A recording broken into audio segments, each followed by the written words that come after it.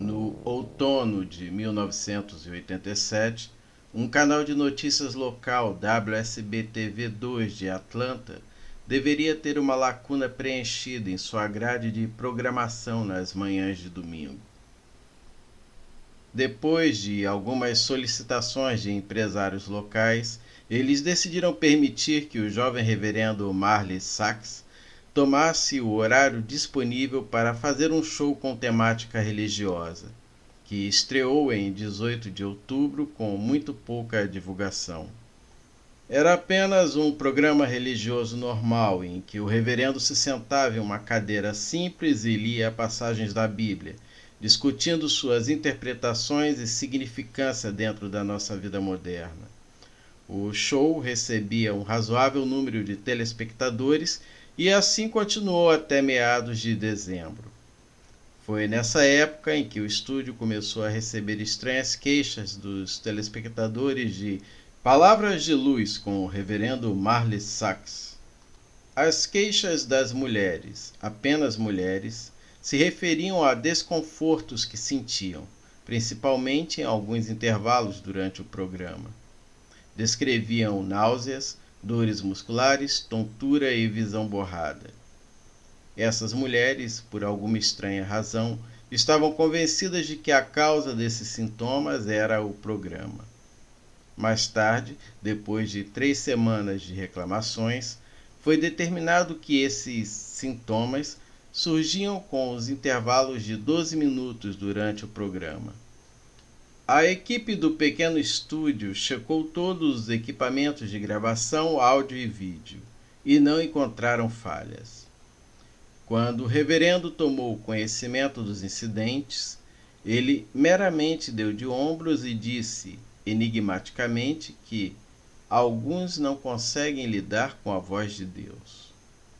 O diretor do estúdio, com a falta de explicações para a causa das reclamações, decidiu continuar com o programa. Em fevereiro, a audiência caiu drasticamente e foi decidido que o show seria cancelado. O diretor achou que seria mais prudente gastar o tempo do show com as últimas notícias que estavam sendo transmitidas por outros 2 canais locais. O surto de abortos espontâneos começou em novembro. O número de mulheres grávidas e saudáveis sofrendo de abortos espontâneos na área metropolitana de Atlanta já estava alcançando o número de 300. O CDC não pôde descobrir uma causa para as terríveis ocorrências.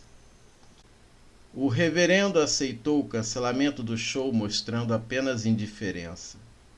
Quando informado, ele não protestou, nem demonstrou qualquer outra reação. Ele deixou o estúdio após filmar o último episódio e, sem dizer uma única palavra, desapareceu da face da terra.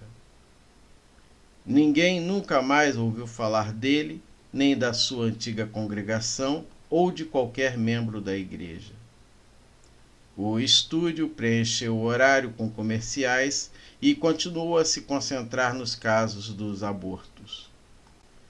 1 ano e meio depois, um estagiário do estúdio descobriu as fitas de Palavras de Luz e começou a analisá-las, à procura de imagens para montar uma matéria sobre o impacto da religião na cidade. O incidente Atlanta, como surto de abortos ficou conhecido nos jornais, perdeu forças e cessou 3 meses depois do cancelamento do programa do reverendo. E já estava desaparecendo das lembranças do público.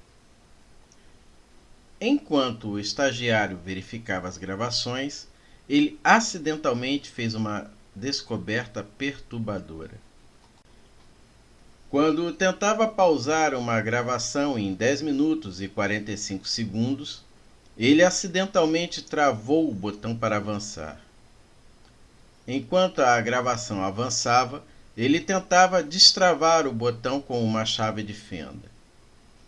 Assim que conseguiu destravar, a gravação tinha pausado aos 35 minutos e 1 segundo. O estagiário caiu da cadeira quando viu que estava pausado na tela. A imagem de uma cabeça descomposta preenchia completamente a tela. Após se recompor, ele retrocedeu e avançou a gravação algumas vezes, e então percebeu que não era uma ilusão. Ele analisou todo o resto da gravação e logo depois descobriu que a cada intervalo de 12 minutos a imagem aparecia rapidamente. Pensando que era uma pegadinha para os novatos, ele mostrou a gravação para um dos técnicos, pronto para as zombarias. O técnico ficou tão confuso quanto ele. Ninguém havia tocado nas gravações desde o cancelamento do show. Durante a noite, no fim do turno, o estagiário convenceu o técnico a ajudá-lo a analisar todas as outras fitas do show. Eles descobriram que todos os episódios possuíam essa mesma anomalia. Eles também descobriram que, enquanto o show progredia, a imagem se tornava mais repulsiva. Vermes começavam a corroer a cabeça e pedaços de cabelo e pele pareciam cair com frequência. O técnico deixou bem claro ao estagiário que o que estavam vendo era tecnicamente impossível. O próprio vídeo não mostrava sinais de edição. E o próprio técnico esteve presente em todas as filmagens e edições do show. E sabia que em nenhum momento aquelas imagens poderiam ter sido inseridas no vídeo. Tudo isso foi apresentado ao chefe do estúdio, que, temendo algum tipo de reação por permitir que algo assim tivesse ido ao ar, ordenou que todas as fitas fossem destruídas. Ele disse ao estagiário e ao técnico que não tinha interesse em saber quem fez isso neste momento, apenas que cobrir as cagadas era tudo que importava agora. Ele exigiu que eles não mencionassem isso para ninguém. O técnico aceitou facilmente, lembrando da descoberta apenas como uma história pessoal sombriamente engraçada. Mas o estagiário não esqueceria. Ele copiou o máximo de fitas que pôde antes de serem destruídas e guardou as cópias para tentar descobrir algo que pudesse apontar quem fez aquilo ou por quê. Uma semana depois, a polícia respondeu a uma ligação feita para o 911, feita à noite por uma mulher idosa em um dos subúrbios de Atlanta. Ela tinha ouvido barulhos horríveis vindos da casa do vizinho, onde morava um jovem casal. Ela disse à emergência que a mulher era uma grávida e que estava com medo de que algo tivesse acontecido. Quando os policiais chegaram ao local, 20 minutos depois, encontraram a porta da frente aberta e a casa completamente às escuras. Eles cuidadosamente entraram e foram em direção à sala.